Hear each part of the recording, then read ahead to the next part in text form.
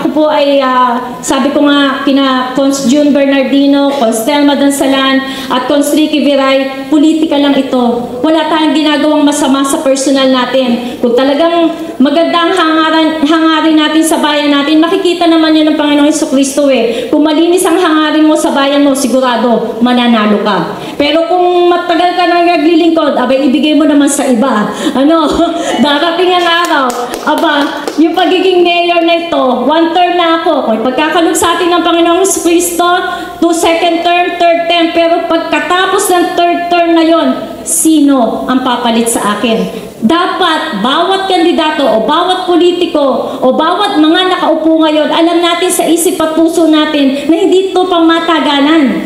Kaya yung pagkakataon na ibinigay sa atin na maglingkod sa bayan, gawin na natin na maayos, marangal para sa bayan.